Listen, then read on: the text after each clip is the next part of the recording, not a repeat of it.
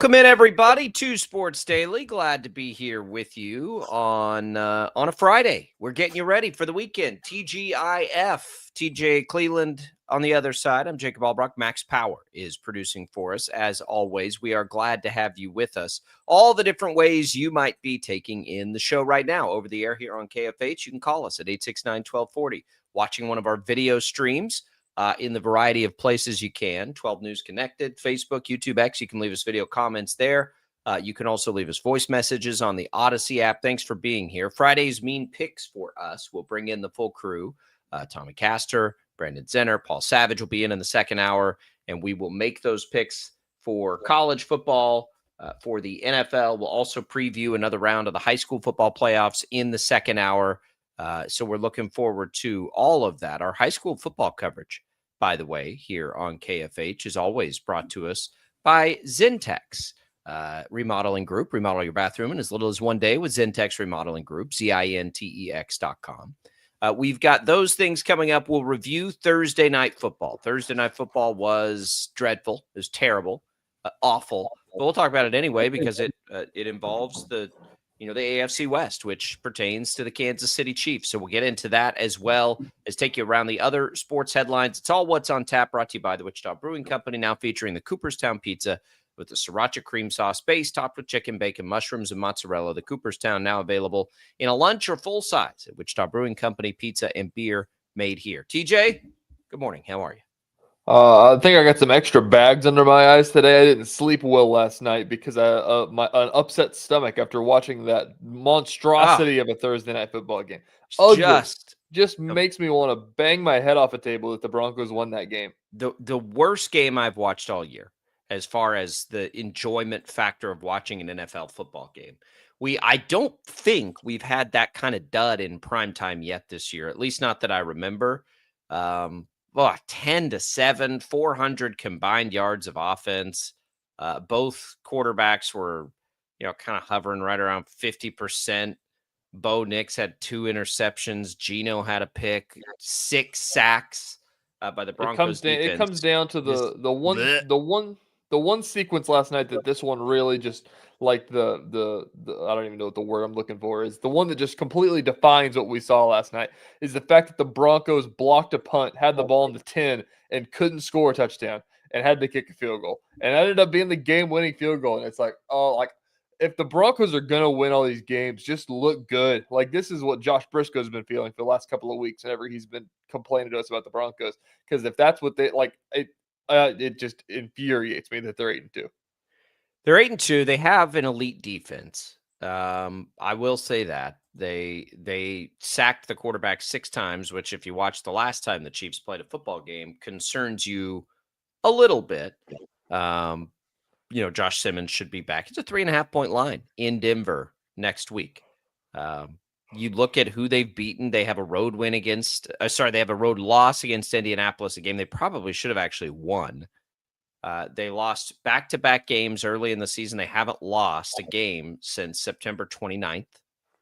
But those wins, Cincinnati, the Jets, the Giants, the Cowboys, the Raiders, Houston without C.J. Stroud. You have a game at the Eagles that was impressive. And otherwise, it's been against teams, I believe, every one of them with a losing record.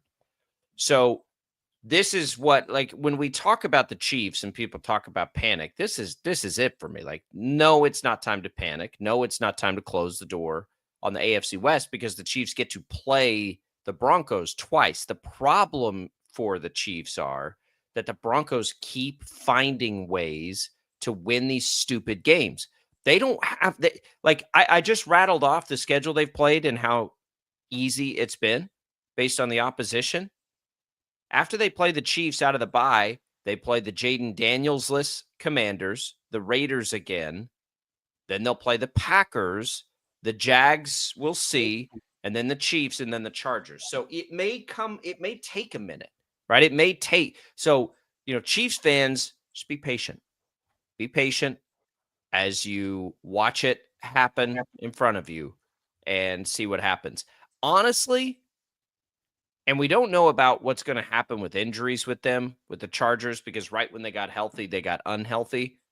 I probably worry at least as much about the Chargers in that division race as I do the Broncos. The Broncos, I've seen it. Like you just watch it and you're like, this team's not that good. They're great on defense. They're great on defense. And they're just like, meh. And that's how I felt about Bo Nix. When we have all those quarterback conversations about that class, I'm just like, I don't know, man. Last night really showed that conversation coming to life. I agree. I mean, Bo Nix has had flashes where he's looked good. And last night, they had a compilation of missed throws from Bo Nix and mistakes from Bo Nix. And it's like, oh, this guy sucks. This is crazy. Yeah, he doesn't suck. He doesn't. Well, last night he sucked. That's fine. Guys suck all the time. Patrick Mahomes sucked against the Bills. Guys suck. That's not in an individual performance. His thing that makes him viable in this league is, man, he can take a punch and just keep swinging.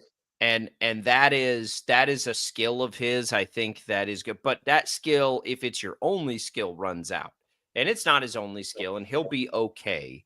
But this Broncos team, I think, is fooling us. But again, their defense is, and even without Patrick Surtain, their defense is really good. And they're going to eventually feel the loss of Surtain. And I think it probably happens against the Chiefs. But that pass rush can make up for a lot of woes. And they were all over the Raiders last night. And they can rush it. It feels like they've got 6 dudes that can get after the quarterback. That's their superpower.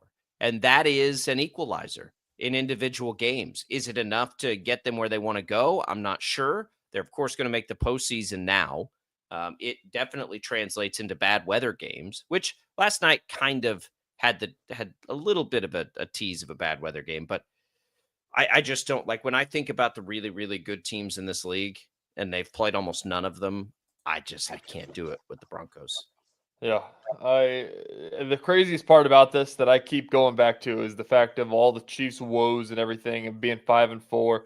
And if they still control their own destiny, and they do. They control their own destiny to win the AFC West, which is comical. They got to win every game they play the rest of the way. Even if the Broncos win every game and lose the 2 to the Chiefs would win the division. Right. The Chargers are also in the way. I'm talking about the Chiefs. The problem for the Chiefs when we say that is Indianapolis, the Chargers, 2 against the Broncos, a road game against the Cowboys, it's not easy.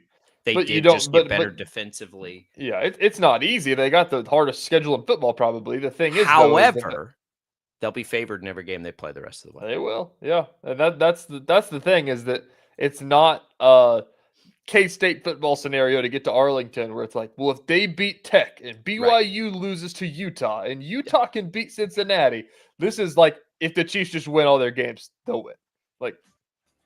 It is. And it could absolutely happen too, by the way. They're capable of doing that. I do think they're the best. If the line is back, if Simmons comes back and their line is back to what it was, I think they're the best team in football. And I've got a conversation for us for the next segment here. Are the Broncos this year the same as the Chiefs last year? We can have that discussion on the other side. Also got to get KU North Carolina tonight previewed up a little bit. And then, of course, some football picks. It's a busy Friday. Thanks to Prairie Fire Coffee for keeping us fueled up for it. Coming right back on Sports Daily.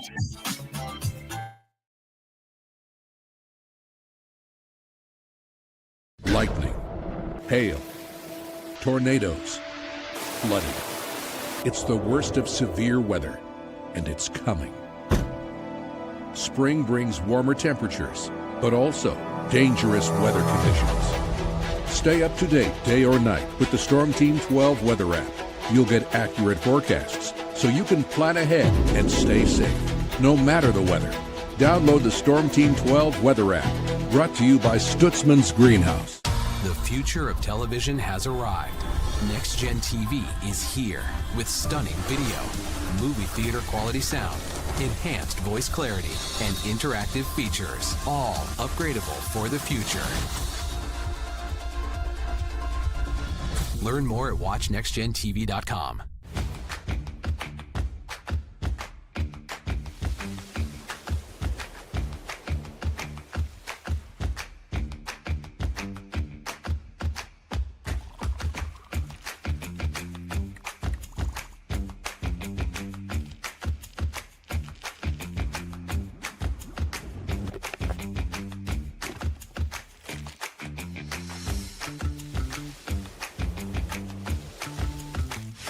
the canvas of our imagination. They tell a story. Clouds affect the events of your day.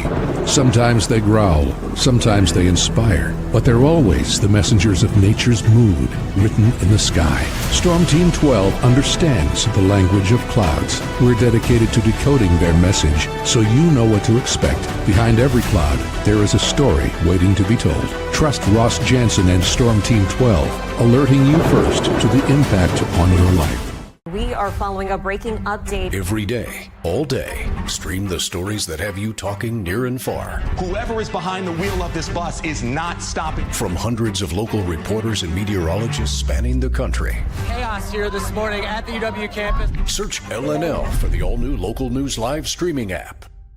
Odyssey is one of the most influential audio and entertainment brands in the nation. You already know Odyssey's iconic local radio brands in Wichita. But did you know Odyssey has the country's best collection of music, news, and sports brands? Odyssey is also a premium podcast creator, major event producer, and digital innovator. Odyssey brings people together across the country and right here in Wichita. Odyssey also delivers meaningful radio and digital audio results. Find out our story and impact at odysseyinc.com/Wichita. Make yourself known now. 31001 in traffic pursuit. Oh my God, here. Investigate TV Plus begins with real people. We investigate stories that impact you and inspire change every day. Something is broken. Real problems. Why are they hiding it? And real solutions. My daughter was dying in front of me. What was your reaction when he said that? Investigate TV Plus, weekdays at 3:30 p.m. on KWCH.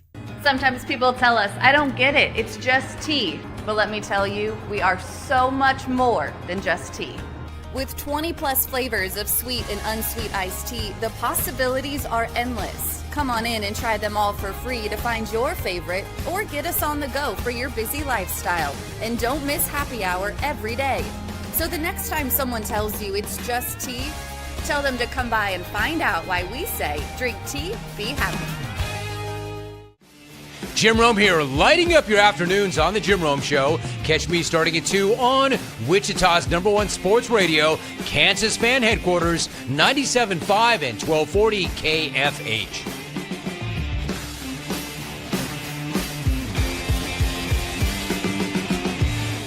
Mornings are busy. We're here to make your mornings better. We report the stories that affect you. 3 more hospital lies from contaminated apple juice just a day after the FDA issued a recall.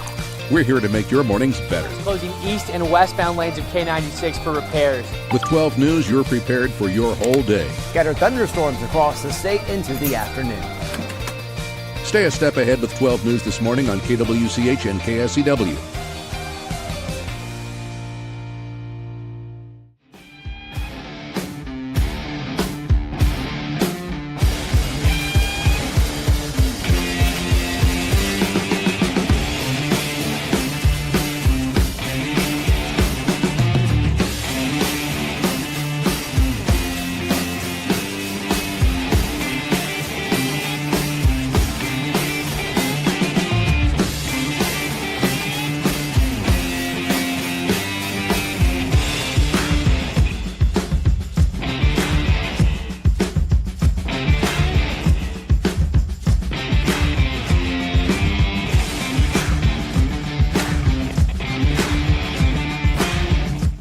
Daily on KFH.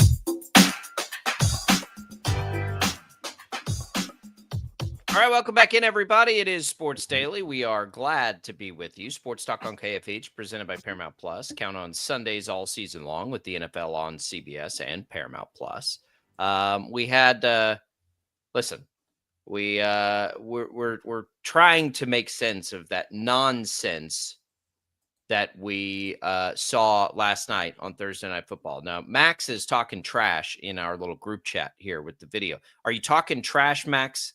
Something you've taken offense to what we're saying, or that, or something else? What's going on here, Max? As Bill Parcells said, you are what your record says you are. So you're that's what I thought. You're taking offense to the thought that the Chiefs might be the best team in football. I watched a team in 2007 that was undefeated, and I didn't have these rose-colored glasses you guys have. All right, Max, let's put your money where your mouth is. Who advances further in the playoffs, the Patriots or the Chiefs? The Patriots are rebuilding. So what is your point? Their record is better. Yeah, it is. So they are who their record says we are. They are. So who's better? Yes, they are. Right now? Yeah. Drake May and Mike Vrabel. Okay. Then play your money where your mouth is. Will Campbell is a much better left tackle than that clown you're touting. Who will make it further in the playoffs? That's the real deciding factor on who's going to win games in the playoffs. Who is will the rookie make left it further tackles. into the playoffs? The Chiefs or your New England Patriots? And by the way, I'm not a Chiefs fan. I have no idea. Long suffering. I told you I had a team in 2007 that was undefeated, and I didn't have these rose-colored You're glasses. dancing in circles, Max. You're dancing in circles. Who's going to make it further, the Chiefs or the Patriots in the playoffs? Well, the Chiefs might not even make the playoffs. That's right. They might not. So put your money where your mouth is. Who's going to make it further? Drake May and the Patriots. Okay. We've got to come up with a wager for that They'll get because that's not going to happen. They'll get eliminated. They're not that good right now. I understand that they've lost some games, but the NFL is all about context. The Patriots aren't that good right now. They're rebuilding. Well, but what? So what? I don't understand the point of what you're saying when we say things like the Chiefs still might be the best team in football. They're not. Denver's better. Philadelphia's better. You think Denver's better than Kansas City? Then why is Kansas City a 3.5-point road favorite next week? Like, we're not the only ones, Max. Las Vegas agrees with us. Vegas. I get it. I want some of those. I get it. From and you know, the context matters on everything. Max is a hater. He's a Patriots fan. He doesn't like Mahomes sniffing around the GOAT status of Brady. I get it. I get it. We're sensitive. I get it. I think this is a better argument that Max may be a Broncos fan. It's rich that Max loves the conspiracy theory for the Chiefs as a Patriots fan. I actually know quite a few Patriots fans who subscribe to the same thing. And it's like, now guys, hang on a minute. Like, Tom Brady invented the conspiracy theory. Inflategate, the no call in the Raiders game in the playoffs to start, all the calls he did or didn't get, all of those things. What no call was this? You were 3 years old. He was the OG, the Tuck rule. The Tuck rule. That was a rule. Look it up. It happened several times that year, including against them with Vinny Testaverde. It happened against them. It was a rule. You know what you sound like, Max? You sound like a Chiefs fan. And it wasn't it wasn't roughing the passer in 76 either. You sound like a Chiefs fan, Max. You got to come up. You're so defensive. This is what I mean. It's rich for Patriots fan to talk about conspiracies. None of it's true. The point being, go rehearse the magic bullet theory. The Chiefs have 4 losses, and I get it. And it's and you asked the question, TJ, is Denver last year's Chiefs? I don't think so.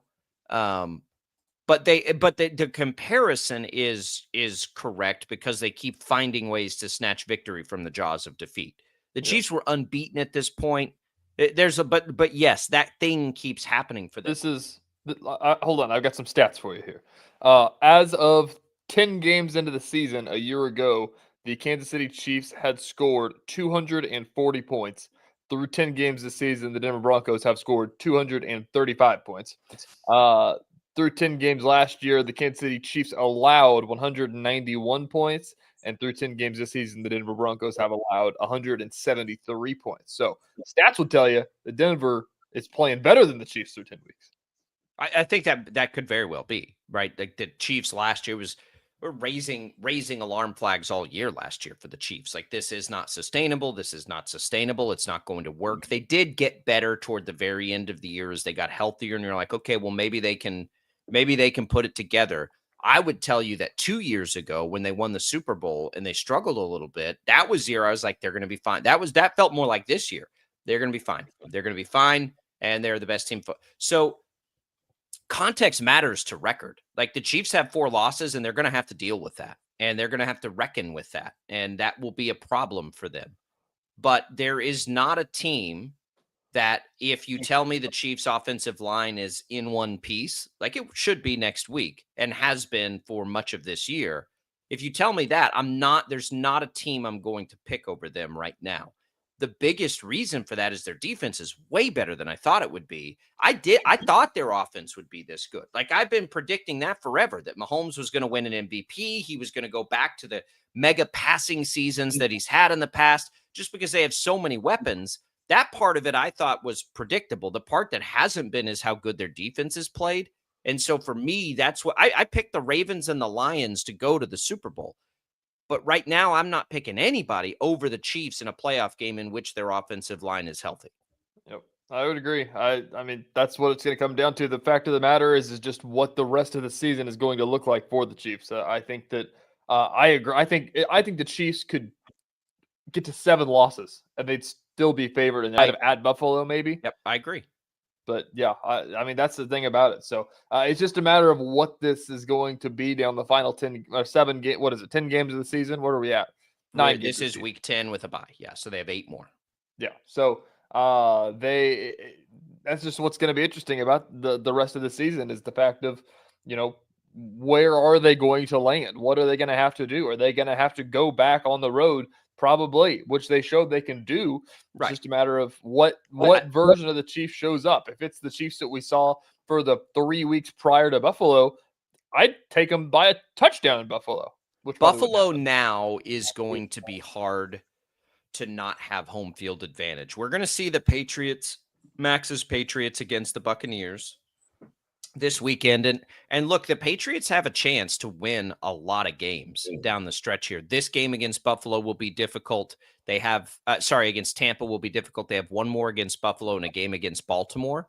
Other than that, their schedule is way soft. The Jets, the Bengals, the Giants, the Jets again, the Dolphins. So they have a soft schedule. They have 2 more. Is that the national perspective, or is that your? I can only coach 1 team at a time. I don't make the schedule. Yeah. How do you have that queued up, Max? That's just that's mind-boggling to me in the National Football League that there be strength of schedule. You got to Max, you just have that on like speed dial? Do you have that on speed dial? Nope, but I watch Mike Vrabel on Odyssey's EEI every Monday. Mike Vrabel's I think is as good as any coach in football. And I'm not saying this is I'm not knocking what the Patriots have done at all. I was wrong about them.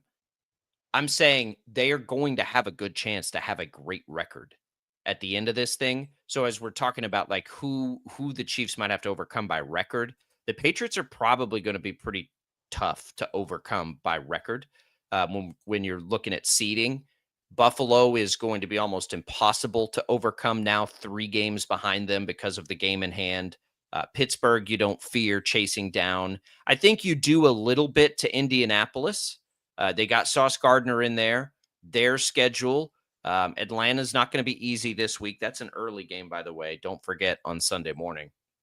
But they go to Kansas City, of course. They still have a game at Jacksonville. They've got Houston. They go at Seattle, San Francisco, Jacksonville. They don't have an easy game left. The Colts, who have largely played a pretty good schedule, are going to keep playing a pretty good schedule. They will absolutely be battle tested by the time. But as far as them like not losing 2 more games, they're probably losing 2 more games. Denver's the one that you keep scratching your head at.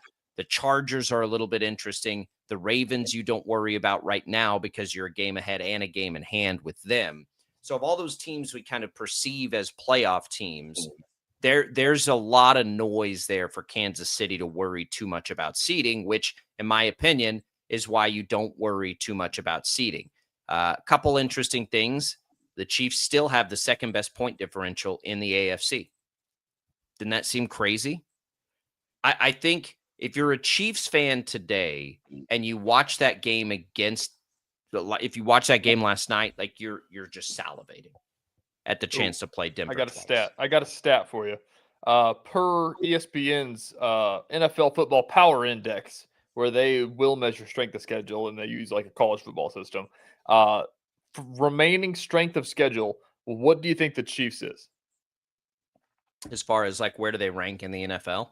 The remaining strength of schedule. In the NFL, not the AFC? Yep. Give me about, we'll call it dead in the middle. We'll call it 15th. 19th. Yeah. What do you think the Broncos is?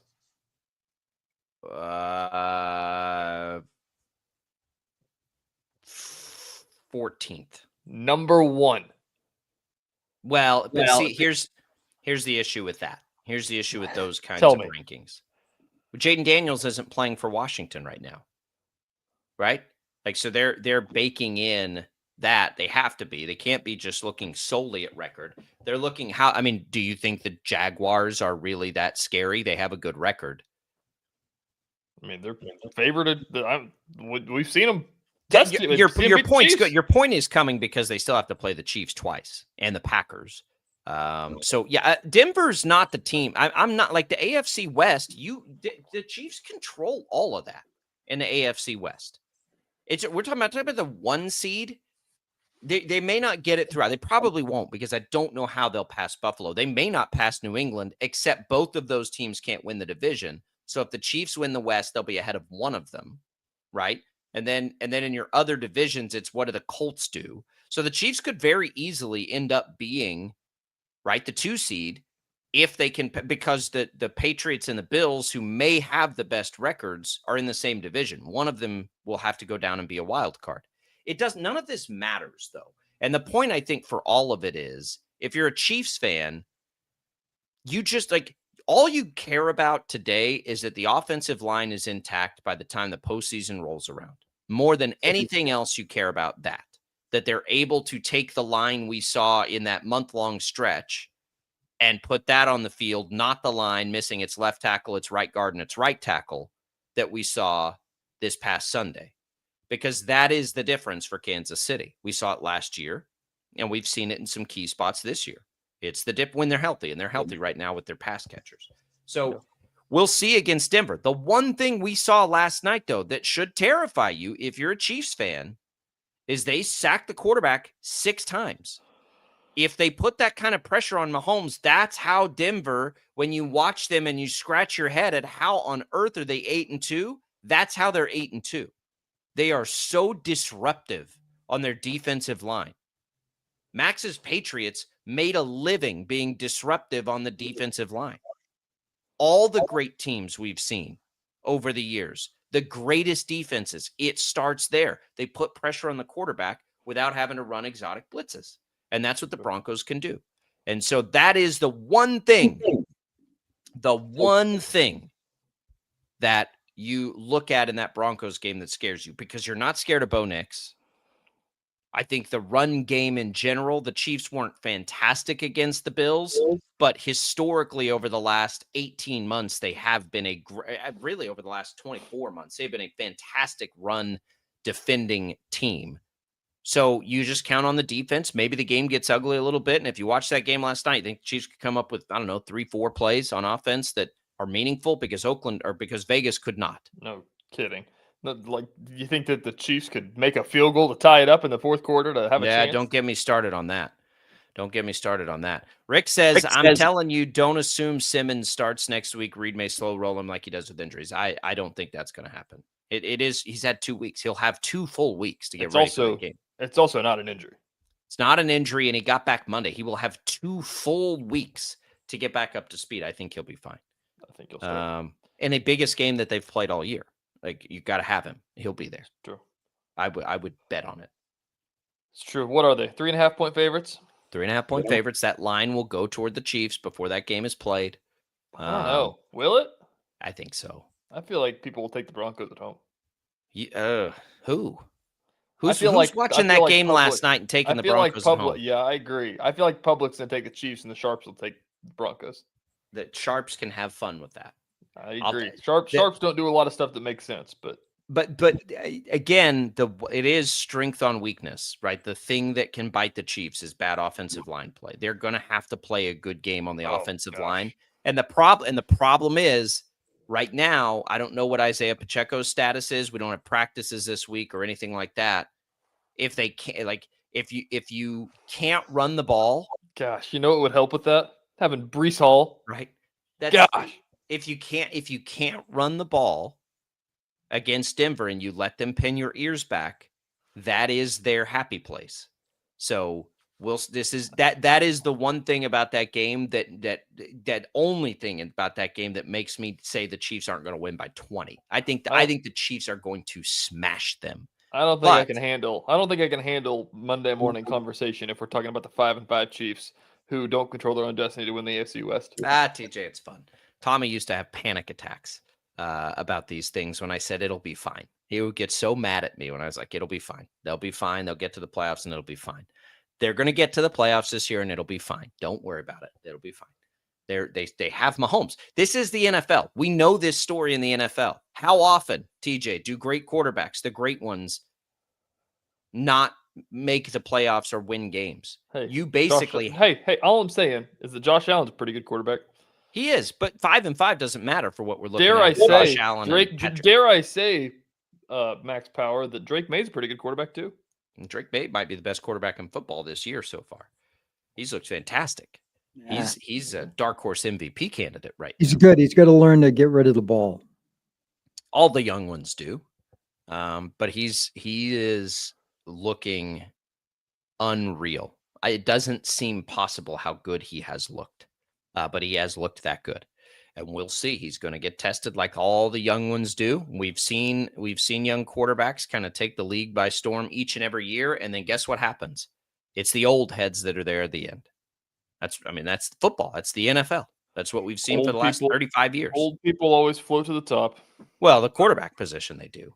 All right. Max is still producing the #1 sports talk show in Wichita. That's right. Max is just in his prime right now. The Odyssey Holiday Hookup now through next Friday at 11:30. You can enter. We're taking care of the food and the fun this Thanksgiving. Win a full holiday feast and Thunder tickets for the whole family. Smoked turkey, ham, all the sides from Hog Wild Pit Barbecue. It's $200 value, more than 10 tickets to the Wichita Thunder's Star Wars night on November 29th. You can enter by texting us thanks to the number 20357. Message and data rates apply. Good luck, everybody. We're coming back. Let's get you ready for some Jayhawk Tar Heel basketball tonight when we return.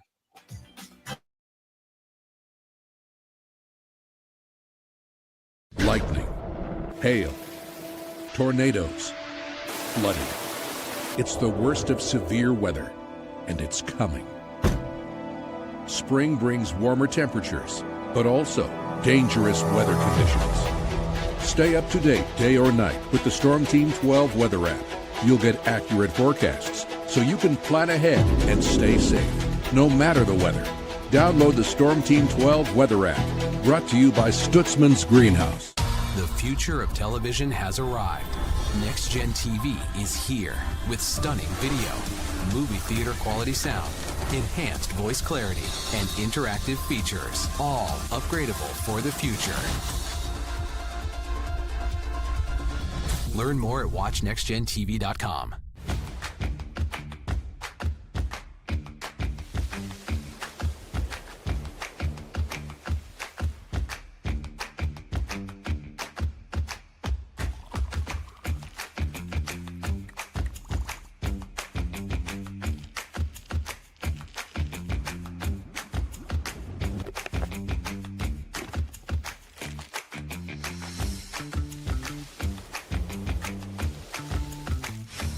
Canvas of our imagination. They tell a story. Clouds affect the events of your day. Sometimes they growl, sometimes they inspire, but they're always the messengers of nature's mood written in the sky. Storm Team 12 understands the language of clouds. We're dedicated to decoding their message so you know what to expect. Behind every cloud, there is a story waiting to be told. Trust Ross Jansen and Storm Team 12, alerting you first to the impact on your life. We are following a breaking update. Every day, all day, stream the stories that have you talking near and far. Whoever is behind the wheel of this bus is not stopping. From hundreds of local reporters and meteorologists spanning the country. Chaos here this morning at the UW campus. Search LNL for the all-new Local News Live streaming app. Odyssey is one of the most influential audio and entertainment brands in the nation. You already know Odyssey's iconic local radio brands in Wichita. But did you know Odyssey has the country's best collection of music, news, and sports brands? Odyssey is also a premium podcast creator, major event producer, and digital innovator. Odyssey brings people together across the country and right here in Wichita. Odyssey also delivers meaningful radio and digital audio results. Find out our story and impact at odysseyinc.com/Wichita. Make yourself known now. 31001 in traffic pursuit. Oh my God, here. Investigate TV Plus begins with real people. We investigate stories that impact you and inspire change every day. Something is broken. Real problems. Why are they hiding it? And real solutions. My daughter was dying in front of me. What was your reaction when he said that? Investigate TV Plus, weekdays at 3:30 p.m. on KWCH. Sometimes people tell us, I don't get it, it's just tea. But let me tell you, we are so much more than just tea. With 20 plus flavors of sweet and unsweet iced tea, the possibilities are endless. Come on in and try them all for free to find your favorite or get us on the go for your busy lifestyle. And don't miss happy hour every day. So the next time someone tells you it's just tea, tell them to come by and find out why we say drink tea, be happy. Jim Rome here, lighting up your afternoons on The Jim Rome Show. Catch me starting at 2 on Wichita's #1 sports radio, Kansas Fan Headquarters, 97.5 and 1240 KFH.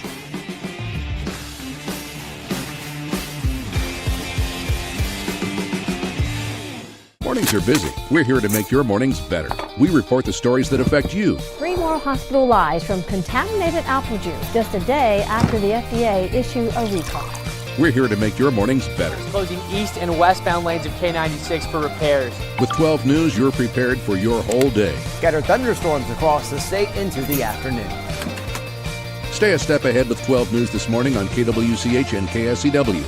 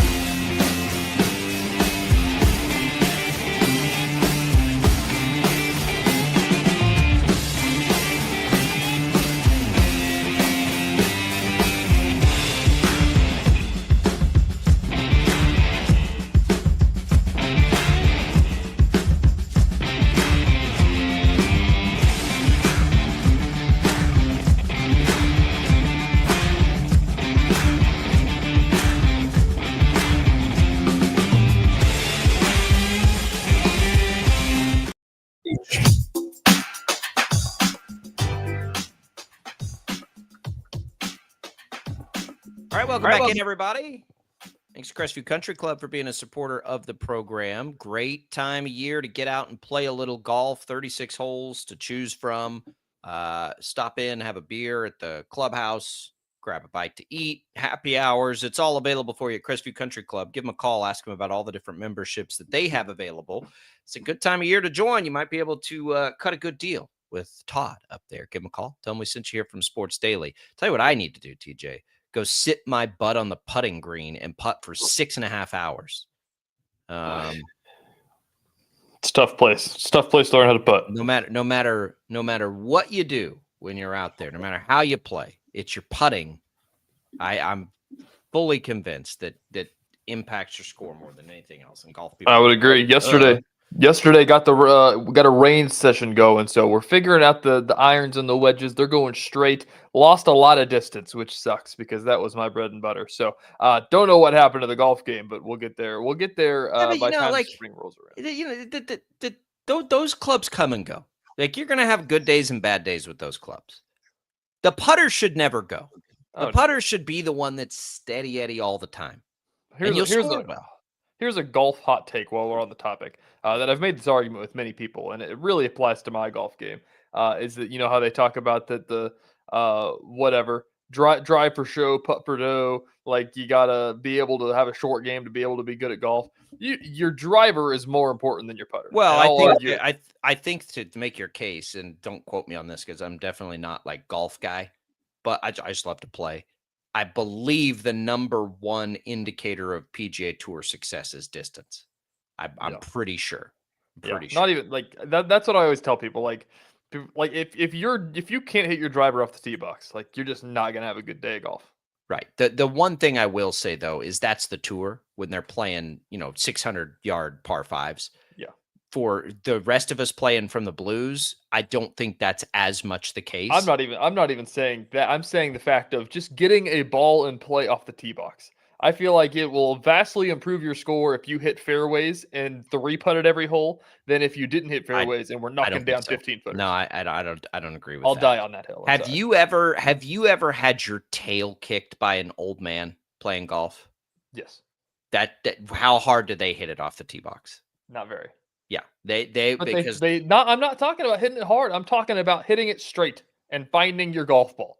That is killer. That's gonna have an impact. Yeah. All right. Let's talk Jayhawks Tar Heels. This is an interesting one, TJ. Two really similar teams, honestly, out of the gate here.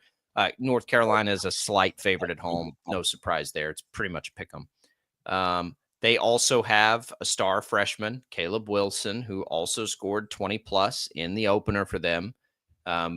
Tell me about these cramps for Darren Peterson, though. Like, how big a deal is this? Because this is something that's come up a couple of times. Do we need to be watching this? Is there any concern that Darren Peterson is not just good to go? I don't know. So basically, apparently there was stuff that in the summer with the field house because there's no air conditioning in there, and it just got so hot that sometimes they weren't able to practice in the field house. That was a story to follow, and that may have been related somehow, but not directly correlated. That was kind of speculation. And then they got to the Louisville game, and he scored 24 points in the first half, and then played for 5 minutes in the second half. Wasn't able to go back in the game because he had to limp off because he was cramping so hard he couldn't play.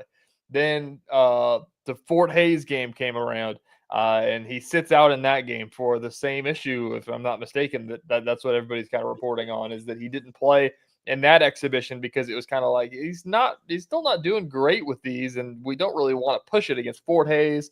Like, you can just sit out this one. Then he played against Green Bay and then had an awesome first half again, and then played whatever it was, 10 minutes in the second half, not even 5 minutes in the second half. And then again, had to limp over, go find the trainer. And then they said, all right, just shut it down the rest of the game. So that's kind of the timeline of everything that's been following. And then now it's become a story because, it's happened 3 times. And so I think that's finally hitting the press conferences about like what's going on. And, Bill said in his press conference this week that, that somebody asked him what his level of concern is. And Bill said, it's concerning, but it's better, and they're taking care of it. Like, I don't think that Bill brushed it off as anything, but he also was kind of just like, we understand that this is the thing, and we're going to take care of it. We don't expect it to be a long-term thing. It's kind of the response that he gave. Yeah, you don't expect it to be, but it has been. And he is everything for them. That's been my thing about KU all year. Like, it's going to be a lot of pressure for a freshman. And I wonder, like, what are they without him? And in an individual game over a period of time, Flory Badunga is also an awesome player, but you can't go singularly win games with a good big. And that's the thing. They haven't played a single game without an All-American in 4 years, 5 years. Yeah, I don't even know the last time. And right now, from what we've seen outside of it, when you look up and down the roster, boy, you don't see it. Yeah, I mean they're good. They're going to be good, but they're not going to be good enough to win. Are they going to be good in the Big 12? Would they be good in the Big 12 in games without Darren Peterson? Yeah, they're not going to win big, like, top half Big 12 games. Like, so something to watch. Now he's a freshman. Hopefully it's fine. Hopefully they can work through it and get that figured out. It's something I'm sure that is terrifying to a young dude who has been the best at everything and never had something like this physically to deal with. So hopefully everything is fine, but it is something we'll have to watch, especially early here in the year. But there's no doubt that when he's on the floor, he is that dude. Like I think it's probably irresponsible to claim it just yet, but based on everything that we've heard about him on the court, off the court, the way Bill Self has showered him with praises that Bill Self doesn't typically do for young guys, the way you hear a media personality / basketball coach, Doug Gottlieb, say he is the closest thing to Kobe that he's seen, just like right there in front of him. Did you see what CJ McCollum said about him yesterday in Sports Illustrated? He said that he's from Canton, Ohio. Backstory. He said that he's going to be the second best player from the state of Ohio ever. It's going to be LeBron James and Darren Peterson. I mean, that's the and look, that kind of hype is hard to deal with. Cooper Flagg did it wonderfully last year. I mean, freshmen do it well often, but it's a lot. And the more these other guys for KU, like, wouldn't you feel a lot better if this was one of those KU teams where you plugged Peterson in with, 3 or 4 2 and 3 year players that had significant time that could sort of kind of like what Grady Dick walked into, right? Grady Dick walked into a team where he might have been the best player, but he was still the third option most of the time. Like, and not to compare those two directly, but you know what I'm saying? Like, Darren Peterson doesn't have that. It's him. Like, there's nobody else to take that from him, to take that pressure off of him for KU. If he's not there, they don't have a lot, it doesn't seem like. Hopefully everybody grows into these, roles perfectly for Bill Self. But my question early in this season for KU fans, and as we observe them, is what happens when he's not on the court? I think that's the thing to watch early on. What we've seen so far when he's on the court, he is everything he's been built up to be. But what about when he's not? To be fair, he didn't play in the second half against Louisville, who I guess it's still preseason rankings now. They're the number 11 team in the country, and they won that game by double digits, I think. That's a great sign. I agree. They're good enough to win games. They're good enough to grind out games. I'm sure they are. I mean, they've got other, studs on the court, not to that level. Do I think that they can beat Houston without Darren Peterson? No way. They might not be able to beat Houston with Darren Peterson. Will they be able to beat Arizona without Darren Peterson? Is maybe the better question. So I don't know. Tonight is going to be the big test to see. They've poured. Bill Self said that they've poured resources into the issue. I mean, there was a joke going around yesterday that which is nothing, but it's just funny. They were getting on the team flight to go to North Carolina, and there's a picture of Darren Peterson holding a Gatorade and a banana. It's like, oh, look at that. They're working on it. Yeah, they're working through. And look, the other players, this isn't a knock on them, and I don't intend it to be. The other players, if they're doing their jobs, are going to let Peterson cook. They just have to be capable, and we just don't know that yet, of cooking if he's out. And hopefully they are. And it'll be, it feels thin right now to me because we haven't seen enough of it. And I get that. We've seen one real game. So watch for that, though. Watch for what happens when Peterson's not on the floor tonight. It's unlikely he's going to play every single minute of the game. So what do they look like when he's off the floor? This will be a good test, true road game. Let's see. You know what the line is? I haven't seen a line yet. It's 1.5. North Carolina is favored by 1.5, which is a road dog. Yeah, look, it's a. What are you going to do with any college basketball line right now? I have no idea. Nobody has any idea. Everybody's throwing darts. Vegas is throwing darts. Just take the Shockers every game is the best practice you can do right now. Well, you just take, if you think a team's good, you just take them. Like the all three. And really the Shockers and K-State, like they far exceeded their line. What does that even mean? Nobody knows anything. We barely know anything about the Shockers and K-State, let alone UNC Asheville and UNC Greensboro. Everybody's losing all their players. We're not going to have a good feel for things like lines probably until conference play starts. Can you just imagine right now the absurdity that's coming for the holiday tournaments? Everybody, we'll have numbers in front of teams and we'll have these. It ain't going to mean anything. It's going to be wild because nobody knows any of this stuff yet. We haven't. It's not the same. Like there's just almost no continuity right now. The way the portal went ballistic last year. Yeah. Other talking point for KU North Carolina tonight, which we couldn't believe whenever we heard this in Bill's press conference. Somebody asked him about what it's like coaching in Chapel Hill. Bill said, "I've never coached in Chapel Hill before." He's like, he's excited for the game because he's never coached a game at North Carolina. And he talked about whenever he was growing up that, like, even though he was in Oklahoma, like studying basketball, it's like, oh man, like Dean Smith and blah, blah, blah, blah. And he's excited to go to Chapel Hill and play this game. And so that's a really awesome environment to see KU there, because I don't know the last time that happened, if that's ever happened. Kudos to him for playing it at North Carolina. Like that's what we ought to be doing, so that we don't have those oddities. Like, yeah, we played North Carolina, but we played them in Chicago. Like, no, play them at their place. Like, it's going to make your team better. I think that Bill has done a good, and it might be a higher up of Bill, probably Travis Goff or something like that, of understanding, because we made this argument last year whenever Jerome Tang made his comments about not playing the Shockers, about like, in today's age, like, you want to make the most money possible, and playing Mississippi Valley State is not filling the seats, K-State. Like, whenever you go to Chapel Hill, you're going to sell some tickets.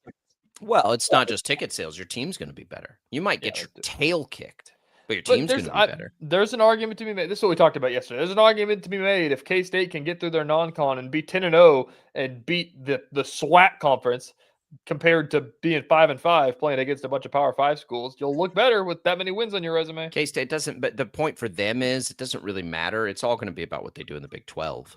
If they go 5-5 but are 6th in the Big 12, they'll be in the tournament. So I think you're better served to get your team ready for Big 12 play than to be worried about your tournament resume based on your non-con. Your Big 12 will provide every piece of tournament resume that you need. And if you can get a win against a good team early, that only enhances your chances. We've got picks coming up in the next hour. Here we go. It's Sports Daily. Don't go away. This is 97.5. Lightning, hail, tornadoes, flooding. It's the worst of severe weather, and it's coming.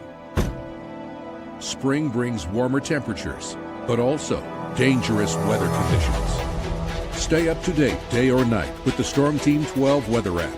You'll get accurate forecasts, so you can plan ahead and stay safe, no matter the weather. Download the Storm Team 12 weather app, brought to you by Stutzman's Greenhouse. The future of television has arrived. Next Gen TV is here with stunning video, movie theater quality sound, enhanced voice clarity, and interactive features, all upgradable for the future. Learn more at watchnextgentv.com.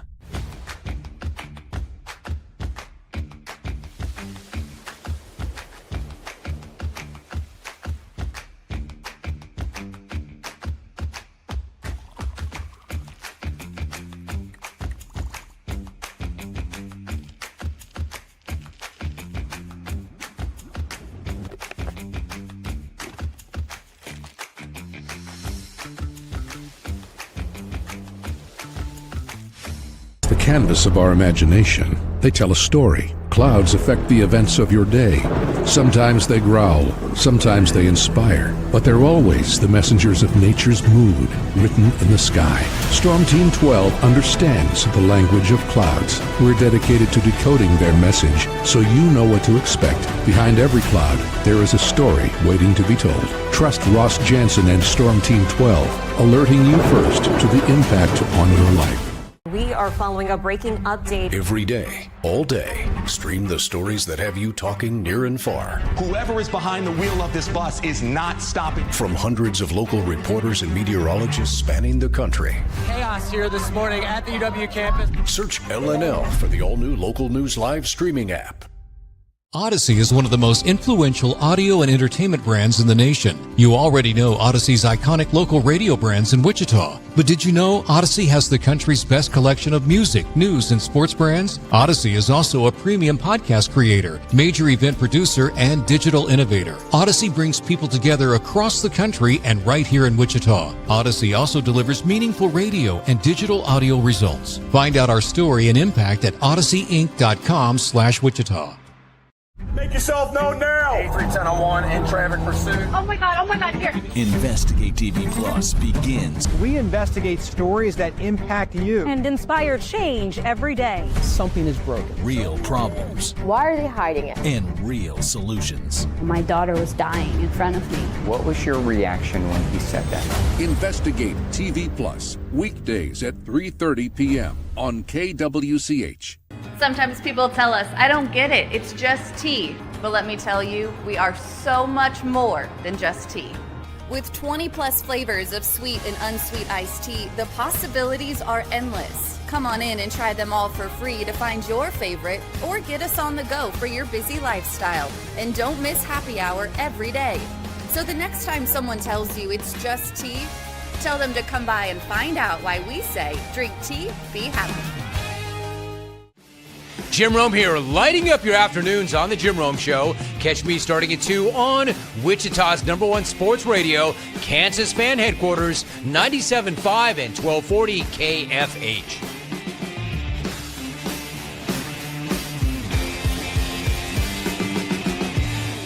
Mornings are busy. We're here to make your mornings better. We report the stories that affect you. 3 more hospital lies from contaminated apple juice just a day after the FDA issued a recall.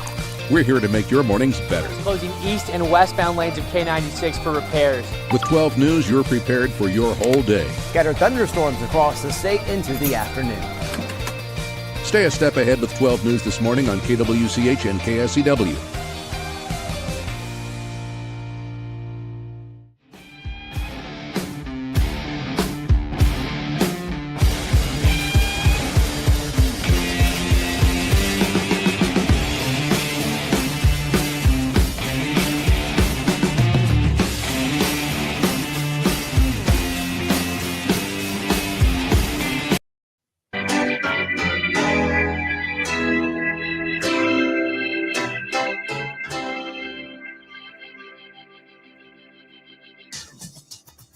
Now, from Wichita's most listened to sports radio, 97.5 and 1240 KFH. This is Sports Daily.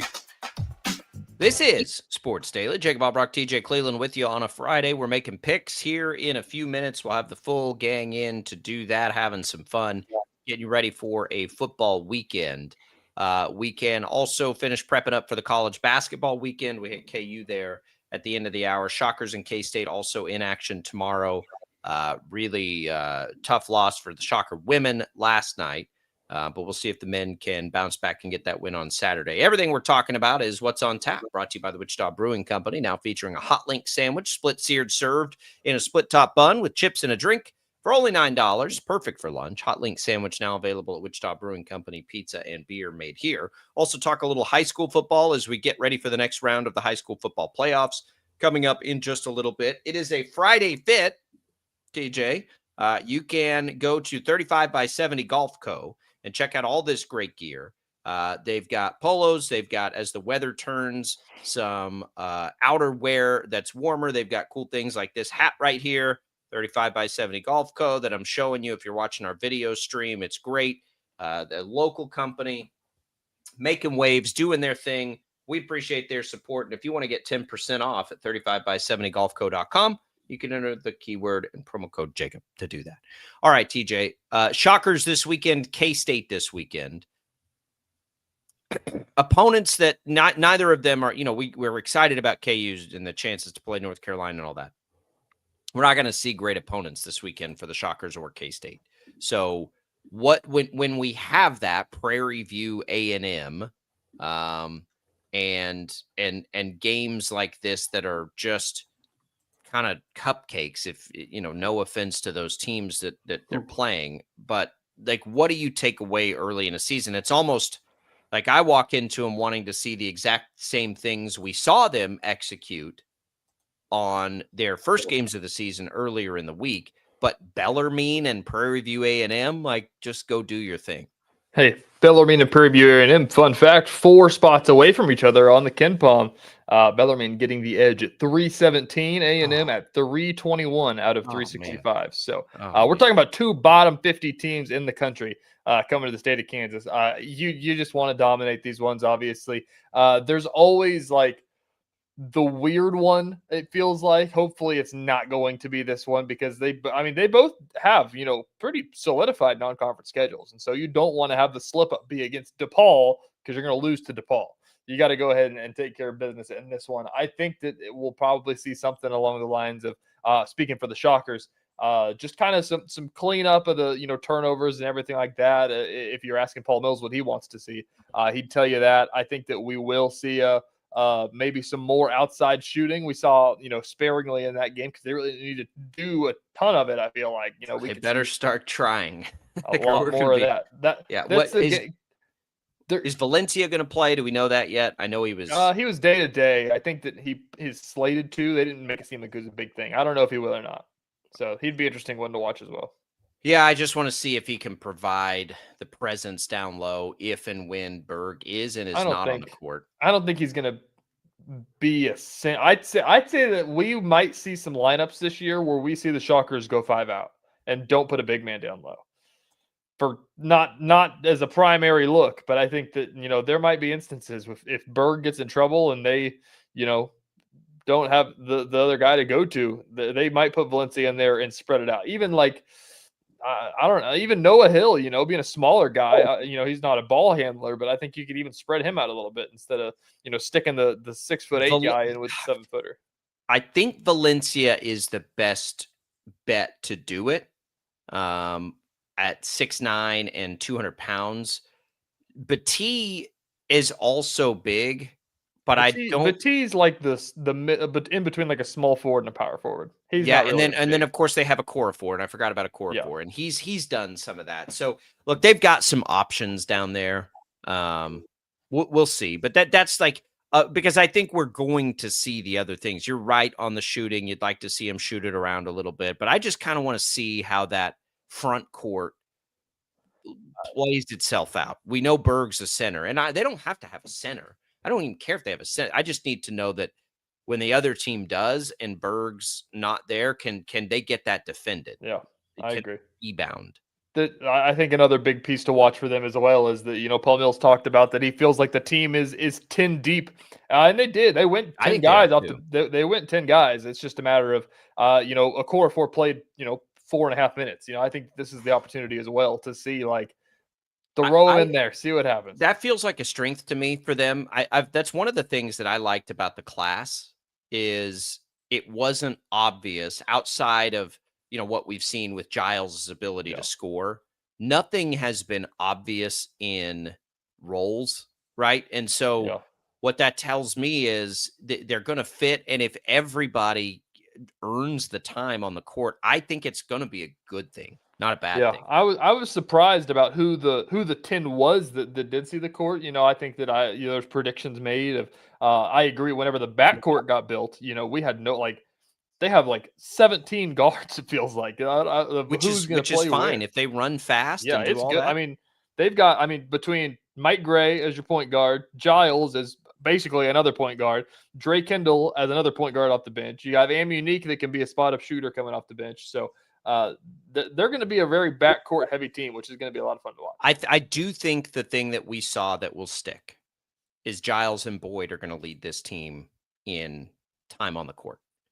Boyd is going to be out there all the time because he's a disruptor, and Giles because he is instant offense. I think Boyd, just like watching him play, is that he's like the consummate like smart guy. Is he Takale Cotton?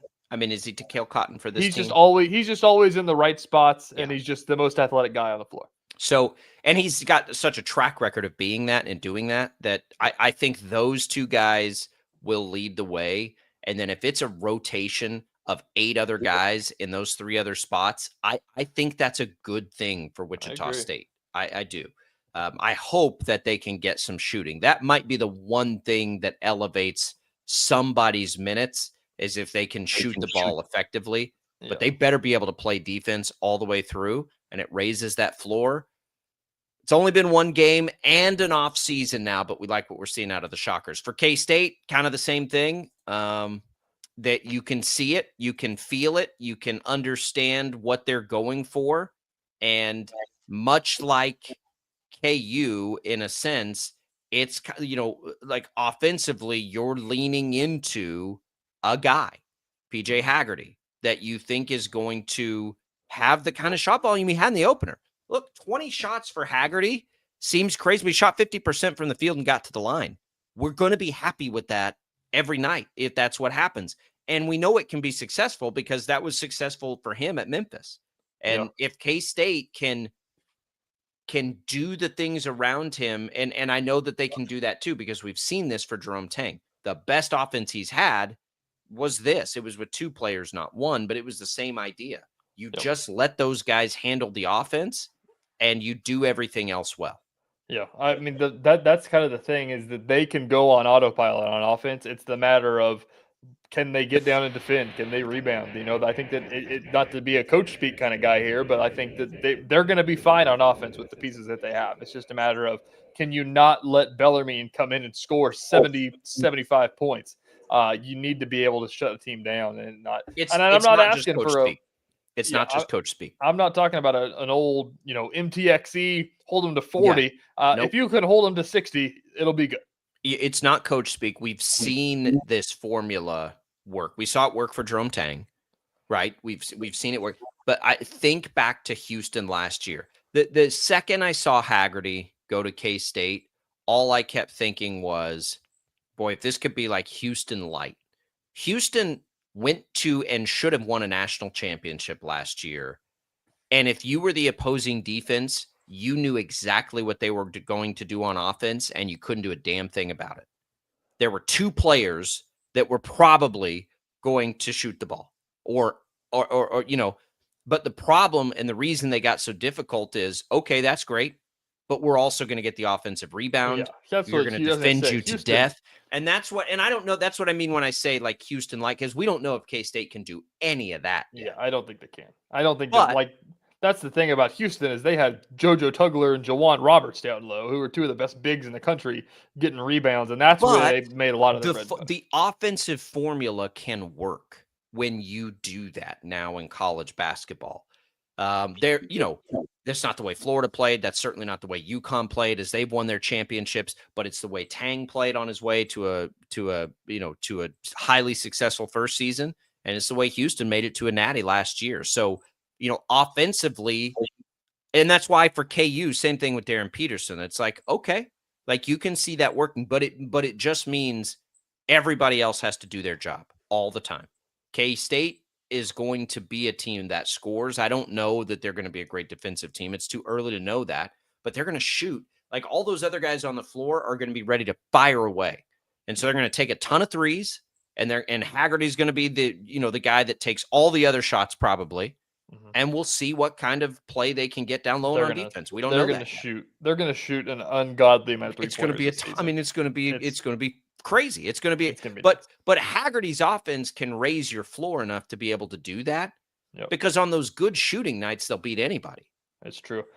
Speaking of Bellarmine, we'll give you a scouting report on them really quick. I don't know if you saw this video making its rounds. They played Louisville the first game of the season. I don't know if it's a new coach, but they run an offense where they run possessions where the ball doesn't touch the court. Like it's like the San Antonio Spurs, just boom, boom, boom, boom, boom, boom, boom, open three, hit it. It's incredible. You got to watch the video. Okay, well, we'll see them this weekend both those games, by the way, right here on KFH. You'll hear the Shockers at 5:30 Saturday on KYN, K-State at 6 right here on KFH. We're coming back. We're making picks. You ready for it? You got the results from last week. We'll make the picks this week. We're having some fun on Sports Daily next.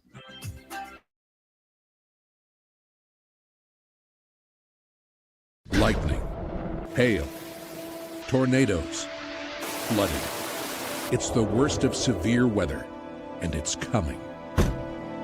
Spring brings warmer temperatures, but also dangerous weather conditions. Stay up to date day or night with the Storm Team 12 weather app. You'll get accurate forecasts so you can plan ahead and stay safe, no matter the weather. Download the Storm Team 12 weather app, brought to you by Stutzman's Greenhouse. The future of television has arrived.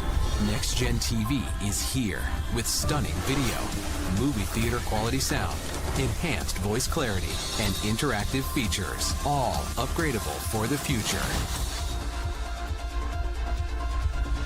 Learn more at watchnextgentv.com.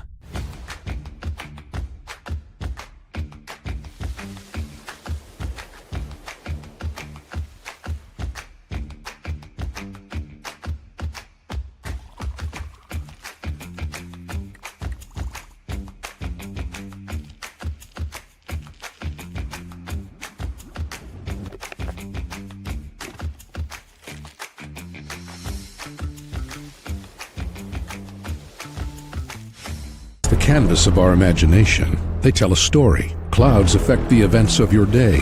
Sometimes they growl, sometimes they inspire, but they're always the messengers of nature's mood, written in the sky. Storm Team 12 understands the language of clouds. We're dedicated to decoding their message so you know what to expect. Behind every cloud, there is a story waiting to be told. Trust Ross Jansen and Storm Team 12, alerting you first to the impact on your life.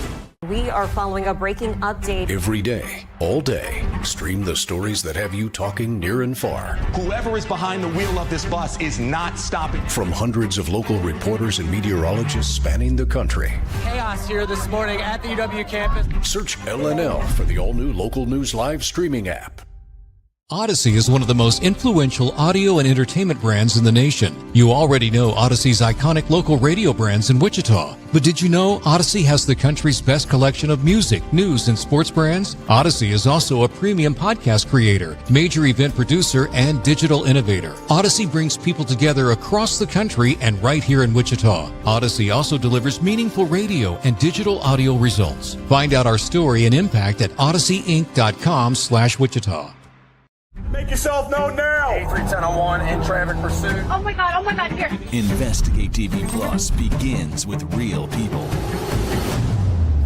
We investigate stories that impact you. And inspire change every day. Something is broken. Real problems. Why are they hiding it? And real solutions. My daughter was dying in front of me. What was your reaction when he said that? Investigate TV Plus, weekdays at 3:30 p.m. on KWCH.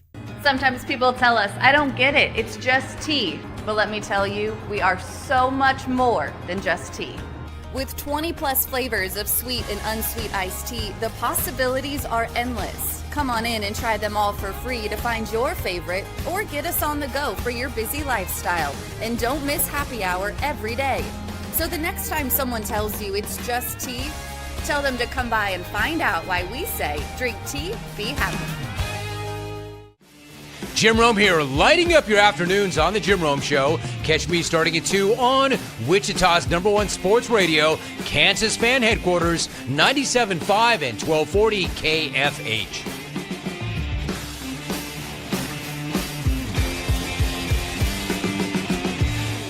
Mornings are busy. We're here to make your mornings better. We report the stories that affect you. 3 more hospital lies from contaminated apple juice just a day after the FDA issued a recall.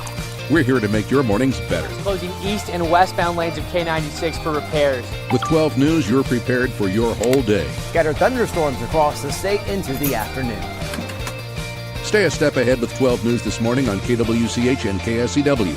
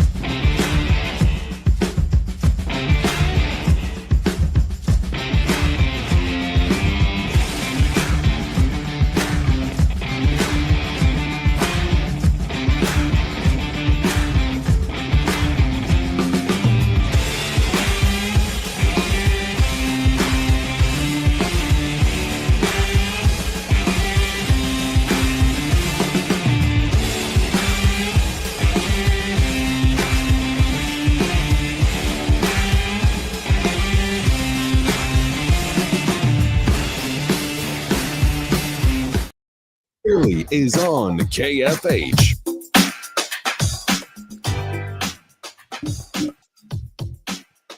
All right, welcome back in, everybody. It is Sports Daily here on KFH. Glad to be with you here. We've got Tommy Castor in. I believe we've got Brandon Zinner popping in. Wrong. He sent his picks in. Oh, Brandon sent his picks in. Oh, there it is. There it is. Okay, sorry. I was looking at myself. Wait, sorry. In the last 5 minutes, we've had Paul, who's focused on his playoff game tonight in high school football. Is not here. He'll have to send us his pick. So we're going to go 3 men today, and we have Brandon's, and Paul can send us his after the fact. TJ, you've sent us results. What did we see last week? We saw Jacob and Tommy tying atop the week once I fixed these issues that I had on my spreadsheet here. Both of you going 4-2, Paul Savage going 3-3, and TJ and Brandon, the two people that picked the exact same, going 2-4. That's so something. that makes Jacob in the lead on the season at 35-30. Tommy and Paul in second, 31-34. Tommy at 30-35. Brandon at 30-35. TJ at 29-36. There's a lot of trash talk in this group thread. It's one of those where I can just kind of sit back now and just kind of sit back and just wait. I take it back. Tommy's tied for second. Tommy's tied for second. Go. All right, let's go. Let's go. Tied for second. That's great. Tied for second. That's cute. I'm very proud of you. Tied for seconds is it's neat. It's a good. A good place to be. Thank you. Let's make some picks. Max, you can hit it. Hey, sports bettors, ready for some picks destined to fail? Time to hear what the Sports Daily staff thinks of the weekend games. That's it. It's exactly right. Destined to fail. So the first one we're going to talk about, I think, is I don't know. Other than games that directly affect KU or K-State, this is, of all the other games in college football, the one I think I've been most excited for all year. BYU at Tech. We've been sort of counting down to this game if BYU was going to stick around, and they have. Tech is a 10.5-point favorite where we're going to pick it. Brandon, I can tell you, and we'll just get his out of the way in the beginning, or we'll try. He's taken BYU plus 10.5. I've got to go first. I won the week last week. I think a lot of numbers. Look, Tech. Guys, I've been on Tech. You know this. Like the early games of the year when I watched their defense, I was like, man, that tracks, that plays out. That's really good. They have definitely been a team that needs its starting quarterback. There's no question about that. When we talk about Tech as a legitimate national title contender, which I think that they are that with Morton. They are probably not that without him. They have him right now. That defense is as good a Big 12 defense, I think, as I can remember seeing ever. So I'm going to take Tech. I'm going to lay the 10.5. BYU has played an interesting schedule. They've been tested as far as strength of schedule the last couple of weeks, and, man, they passed it with flying colors. But I'm going to take Tech. I'm going to lay the 10.5. Tommy? Yeah, I mean, BYU, it's nothing against them at all. They're a phenomenal team. They're undefeated so far this year. They're in the top 10. They've got college football playoff hopes. But I'm going to throw a couple of stats at you guys. First off, Texas Tech is 6-0 against the spread when they are double-digit favorites this season. On top of that, Texas Tech is also 5-0 against the spread at home this year. Both of those are best in FBS. And so for that reason and those two reasons alone, I'm going to take Texas Tech and I'm going to lay the 10.5. So there's 2 for Tech, 1 for BYU. TJ, I can't figure out what I want to do with this one, but I think that I'm going to go with BYU. I think that 10.5 is too many. I think it's going to be a touchdown game. I think that BYU is going to keep it close. They freaking grind down everybody in the country. It's going to be tough to do against Texas Tech. It's going to be tied. Tech's going to punch out a fumble in the fourth quarter and go win it on a game-winning touchdown. That's the script. I have a hard time with it. Like, how is BYU going to score in this game? That's where I keep getting caught, right? Like, what are they going to do offensively to be able to keep? Because Tech, not only are they this great defense we're talking about, when Morton's played, they've also been a great offense, top 10 or 15 in the country. So there's that. All right, Tommy, you start us off here. Iowa State goes to TCU. We're going to keep a Big 12 flair this week. TCU is a 7-point home favorite against Iowa State in a game with some with some meaning depending on what happens at the top of the conference. Yeah, I mean, the wheels have totally fallen off for Iowa State, a team that I think at the beginning of the season felt like they could compete for a Big 12 title. They felt they could maybe get a bid in the CFP, but it hasn't been a good month for Matt Campbell's team. And, they've lost 4 in a row. And only one of those losses, by the way, guys, has come to a ranked opponent. They've lost the other 3 to unranked opponents. So again, things are not good right now for the Cyclones. On top of that, when you look at the history with these two teams this season against the spread, Iowa State is 0-3 against the spread on the road. TCU is 3-1 against the spread at home. I'm going to lay the 7. I don't love the hook. I don't love the number at 7. I wish it was 6.5 or 7.5. But even at 7, I'm going to go ahead and lay those points and take TCU at home. TJ? I'm just now learning by doing my research in this moment that Iowa State lost at Colorado. What the hell? For that reason, I'm taking TCU. TCU 7-point favorite, so that's 2. Brandon's going to take TCU. I don't have a lot of logic on this one other than Iowa State sometimes just makes you want to slam your head into the wall because they lose games they shouldn't and they win games they shouldn't. And I just kind of have a feeling this will be a win games they shouldn't moment for them. There's no data research. Tommy just laid it out. There's nothing to back that up other than a long history of Iowa State kind of being a pain in the ass in the Big 12. And I think they're going to be a pain for TCU this weekend. I don't know if they can go win, but I think they might be able to get squirrely enough to get within 7. I'll take it, and I'll take the island on that one, depending on what Paul does. The other one is KU. Look, KU has this is their best chance, TJ, to get that 6th win, I think. At Arizona. Arizona's a 5.5-point favorite. Kind of now or never a little bit for KU to get into that bowl game this year. How do you have this one play now? I don't know if they can get a win at Jack Trice next week, no matter how bad Iowa State is. That's a tough place to go in and get a win. I don't know. Vibes will tell you KU's been down, but they looked good against Oklahoma State, as is, probably Mays High School could. So I don't know what to take out of that one. But I'll take KU. I'll pick with my heart and not my head. I'll pick them to cover the spread. I'll take the points because I think they're going to win. I think they're going to win the game. I think K-State, tough games, tough matchup. It's a Jalen Daniels Superman bet. It's the offense kind of getting back to what we saw earlier in the year a little bit bet, but I'm not sure I'm convinced Arizona's a better team. I know they're at home. But I think I'm going to take them. I'll take the points because I think they might win this game. I'm going to be, and mostly probably it's just that I really don't want to have the conversations about what if KU doesn't make a bowl game this year. So I think this will be the one they get it locked up, and we don't have to worry about it anymore. Give me the Jayhawks, Tommy. Well, it's going to be challenging for Kansas to make a bowl game. They've got Arizona on the road. They've got Iowa State on the road. And their final home game is against a Utah team that isn't bad either. And so it's going to be challenging for Kansas to find a win in their final 3 to get bowl eligible. I don't think that it's going to be this week. Here's the thing. Arizona is 4-1 at home this season. Their only loss at home was a double overtime loss to BYU. That's the only time that they've lost at home this season.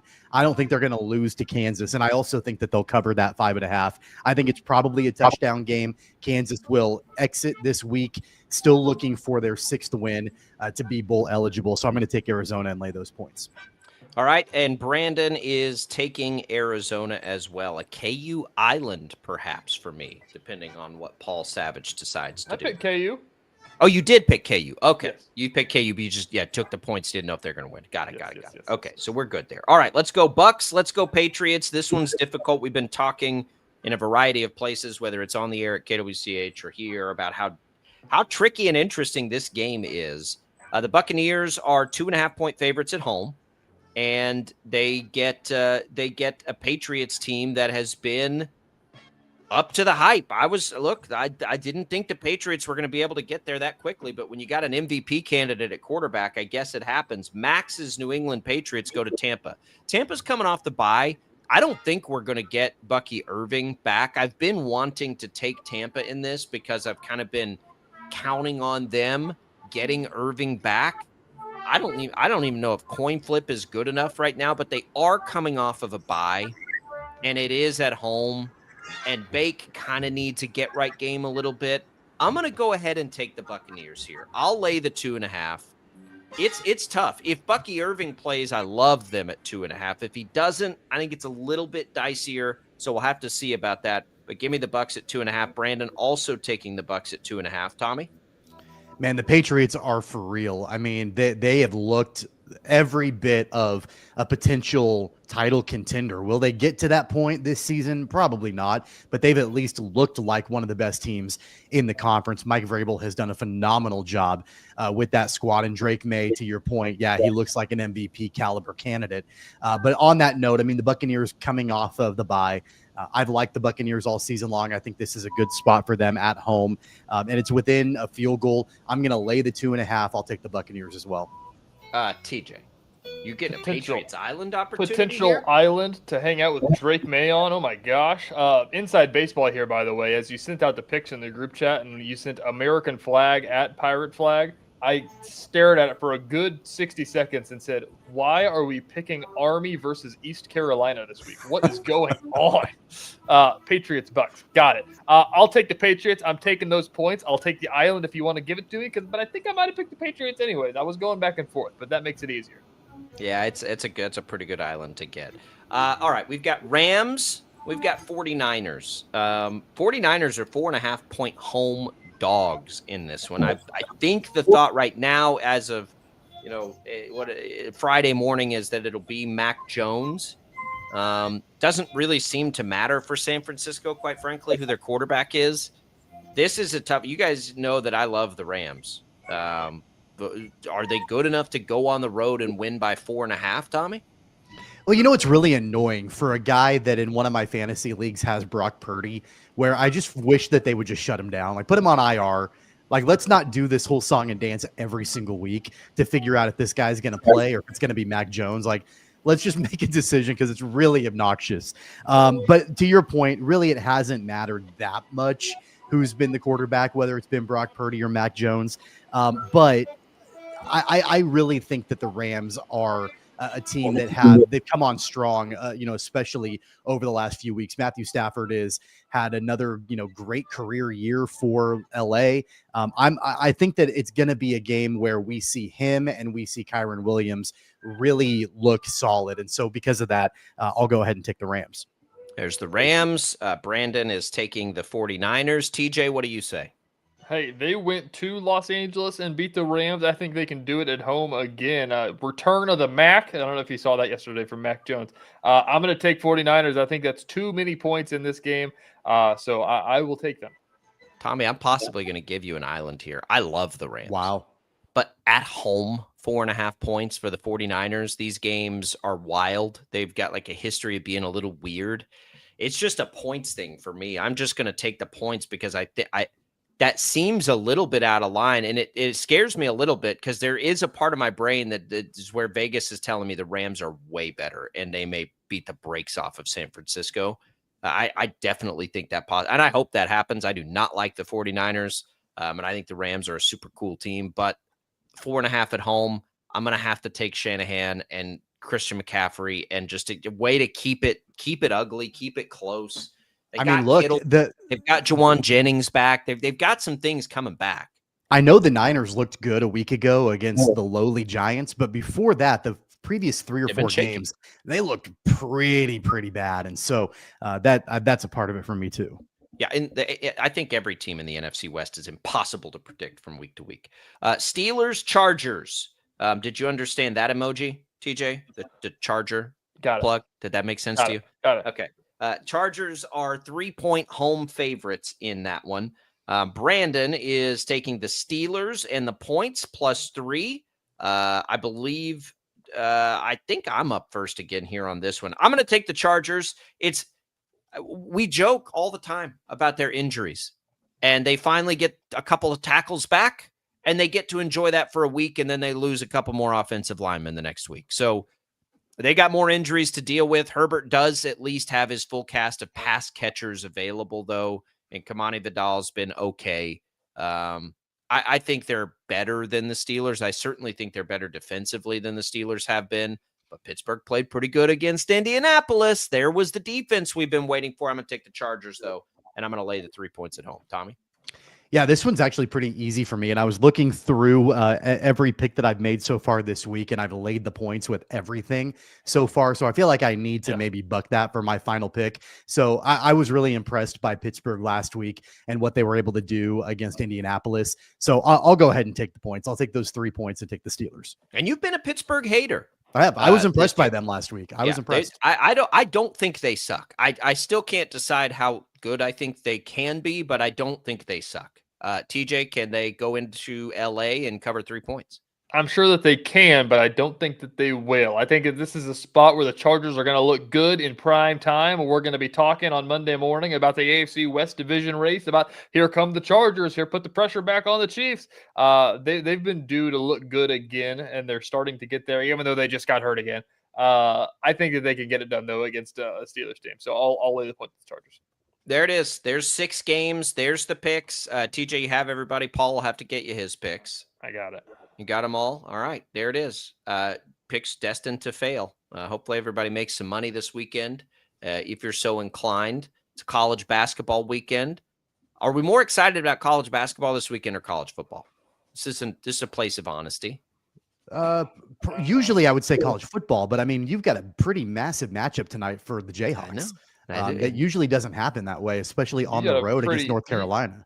You got a pretty massive matchup in Charles Koch Arena where the 45th worst team in the country's coming in, baby. Right. Prairie View A&M. But it is still the first. It's the first time. Like, it's the first college basketball weekend. I'm more excited. I think I get more up for Shocker basketball than I think I do for either of the college football teams. I'm not that far off of that. I'm probably with you on that. But the thing is, for me, like, I would vote basketball, except that BYU Tech game. I'm pretty fired up for that game. Go Big 12. Like, let's just flex Big 12. College game days there. Like, let's see the Big 12 show out for the rest of the country. I think it depends on also, will I be able to watch ESPN at some point this weekend? So that's a big part of driving my excitement on anything at this point. I can't. Like, is Tech BYU an ESPN game? Yep. It's ABC. I don't know. Yeah. ABC. Oh, yeah, then I'm first time a Big 12 game's on ABC in like 20 years. Yeah, and we're not gonna be able to watch it. I'm out on that. I'll be watching basketball on ESPN Plus. That's what I'll be doing. I guess I'll be coaching 5th grade girls basketball. That's what I'll. Let me tell you, we've had all the YouTube TV outages, and also our ESPN Plus subscription has been expired. So we've been living like the olden days, and we drove to Koch Arena and watched a basketball game. It felt like what the Pioneers felt like. Read a book. Yeah. Just nerd out a little bit. Your nerd glasses, nerd. Read a book. I say that. I've actually been reading a lot lately. All right, we'll come back. We've got high school football talk coming up next. Tommy, appreciate it. Thanks, guys. Go be a boss. Go do some spreadsheets. We'll see you next week.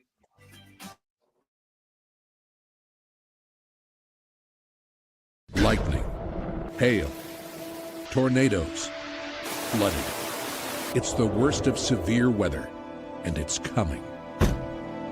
Spring brings warmer temperatures, but also dangerous weather conditions. Stay up to date day or night with the Storm Team 12 weather app.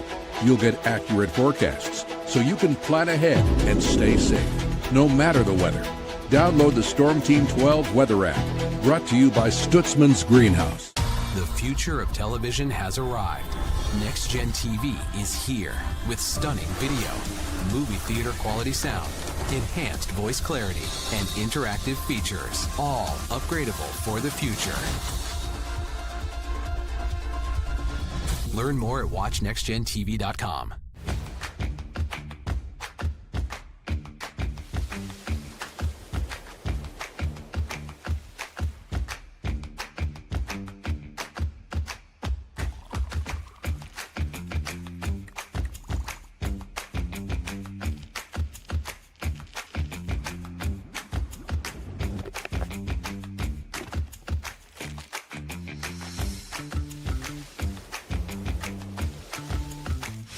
The canvas of our imagination. They tell a story, clouds affect the events of your day. Sometimes they growl, sometimes they inspire, but they're always the messengers of nature's mood written in the sky. Storm Team 12 understands the language of clouds. We're dedicated to decoding their message so you know what to expect. Behind every cloud, there is a story waiting to be told. Trust Ross Jansen and Storm Team 12, alerting you first to the impact on your life. We are following a breaking update. Every day, all day, stream the stories that have you talking near and far. Whoever is behind the wheel of this bus is not stopping. From hundreds of local reporters and meteorologists spanning the country. Chaos here this morning at the UW campus. Search LNL for the all-new Local News Live streaming app. Odyssey is one of the most influential audio and entertainment brands in the nation. You already know Odyssey's iconic local radio brands in Wichita. But did you know Odyssey has the country's best collection of music, news, and sports brands? Odyssey is also a premium podcast creator, major event producer, and digital innovator. Odyssey brings people together across the country and right here in Wichita. Odyssey also delivers meaningful radio and digital audio results. Find out our story and impact at odysseyinc.com/Wichita. Make yourself known now. 83101 in traffic pursuit. Oh my God, here. Investigate TV Plus begins with real people. We investigate stories that impact you. And inspire change every day. Something is broken. Real problems Why are they hiding it? and real solutions. My daughter was dying in front of me. What was your reaction when he said that? Investigate TV Plus, weekdays at 3:30 p.m. on KWCH. Sometimes people tell us, I don't get it, it's just tea. But let me tell you, we are so much more than just tea. With 20 plus flavors of sweet and unsweet iced tea, the possibilities are endless. Come on in and try them all for free to find your favorite or get us on the go for your busy lifestyle. And don't miss happy hour every day. So the next time someone tells you it's just tea, tell them to come by and find out why we say drink tea, be happy. Jim Rome here, lighting up your afternoons on The Jim Rome Show. Catch me starting at 2 on Wichita's #1 sports radio, Kansas Fan Headquarters, 97.5 and 1240 KFH.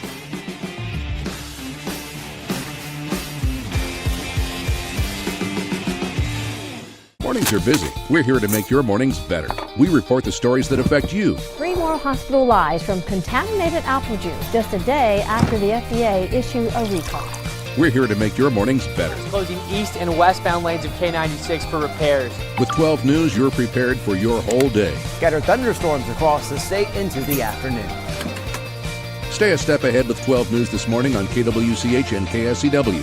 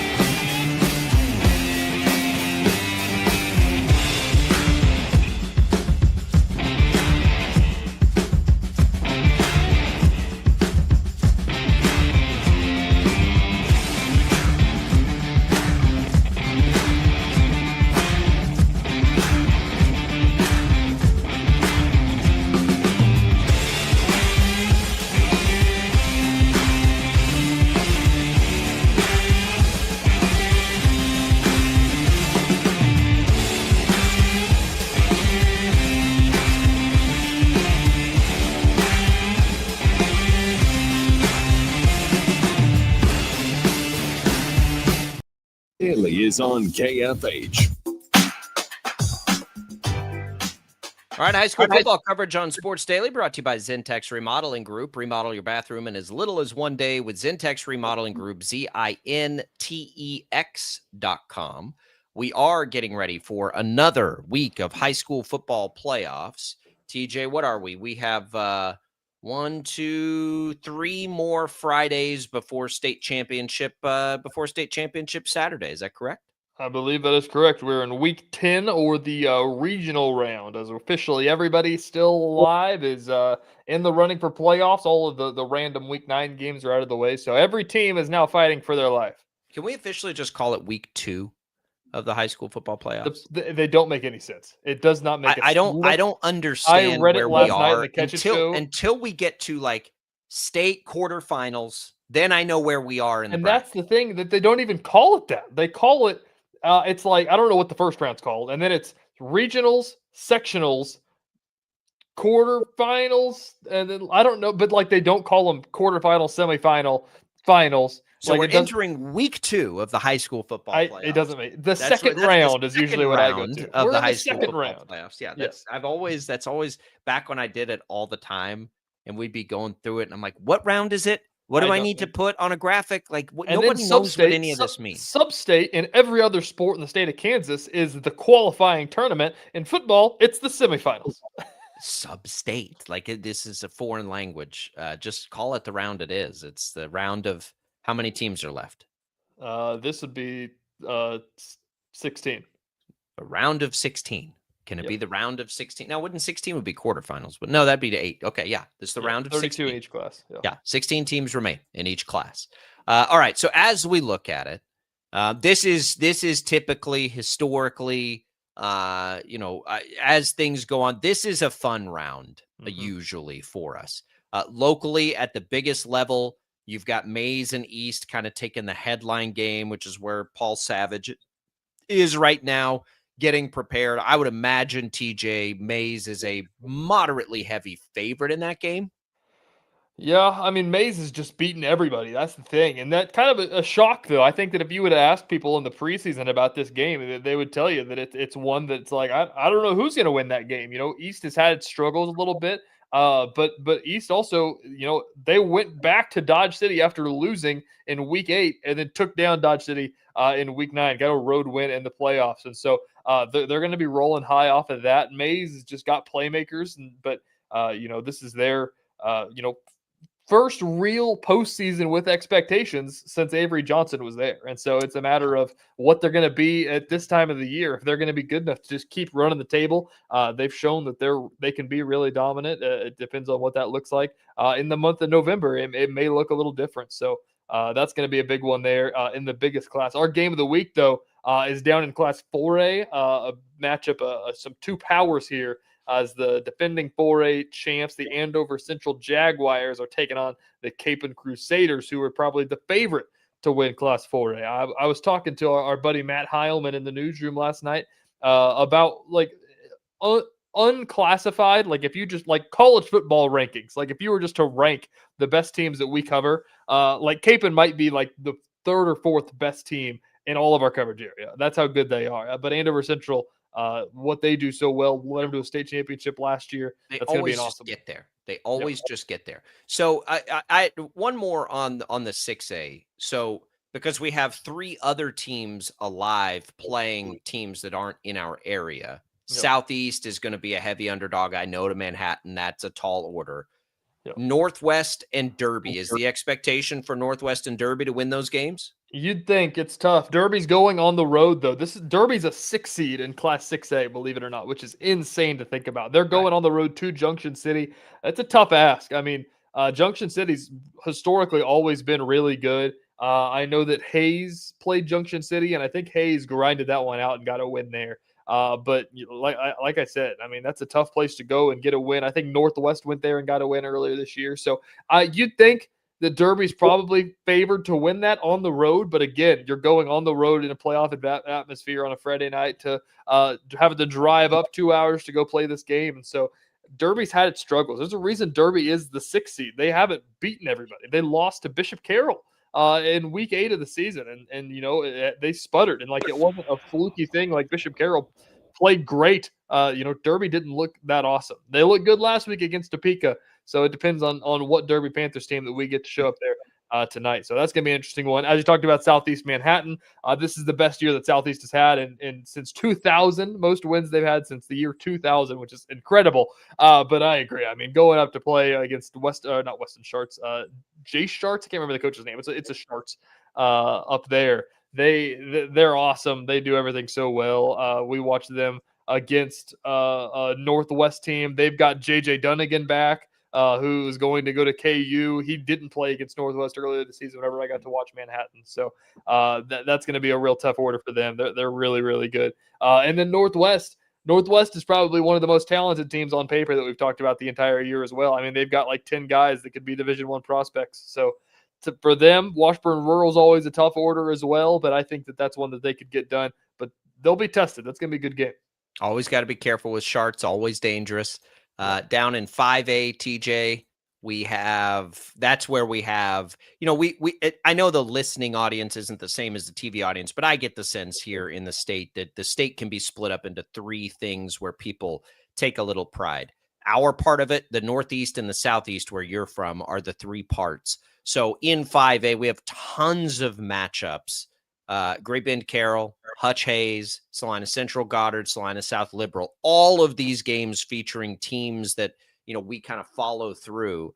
That's where that's the kind of the breadbasket of the good local big school fun is 5A. That's what we've had since I've been here. I mean, there's a real a real argument that if you just took all the teams in 5A and just made a giant bracket and put 6A and 5A together, you'd probably still have the same championship games between the two 5A schools. That's how good Class 5A has been historically since I've been here covering them. So, and this year, that there's an argument to be made. Great Bend is probably the best team in Class 5A, and that's saying with St. Thomas Aquinas and Mill Valley and all of the St. James are on the other side of that bracket as well. That's a tall order for them if they want to get the championship done. But I think that they can get there. But we've seen Great Bend sputter. They were the 1 seed last year. They fell in this round, I believe, to Hayes in that rivalry game. They take on Bishop Carroll, who's a team that just beat the Derby Panthers in Week 8. Carroll is kind of riding high right now. They've got their new coach. It took a little bit of a learning period. They're really starting to do some things well. They probably aren't as talented as Great Bend is with all of their Division I players that they've got out in Barton County of all places. So it's a tough ask, but if they could play some disciplined football, they could make the Panthers sweat a little bit in that one. As you mentioned, Hayes Hutch is another great one, two teams that could, make a run throughout this entire thing. Salina Central Goddard is going to be really fun because that's two, those feel like two, wrecking ball teams that could make some damage as well. And then when we're talking about Class 5A, we got to mention what happened last week. The big upset, Salina South took down Andover in that one. Andover was the talk 3 about that in seed, my neck of the woods. 2 or 3 seed. I can't remember. They were up there, and that was a team that we were talking about that could be a team that beat Great Bend. They were really good. Cold weather team, right? Oh, yeah, exactly.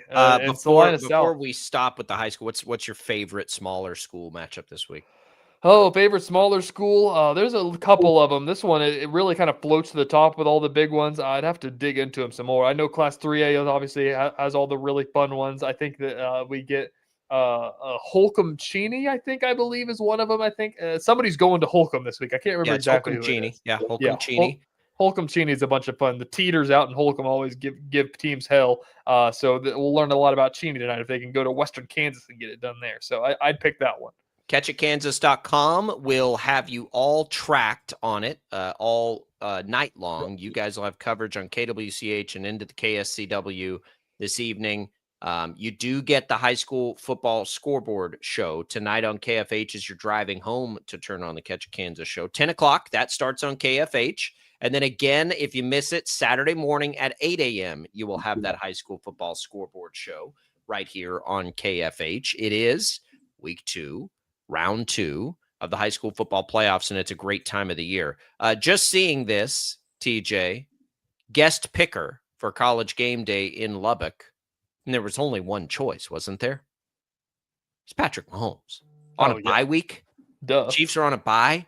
Like, did they even have to make another call? They're like, that's I want people at home. Ever. I want people at home to play the game that we play in the newsroom when Patrick Mahomes is making his picks.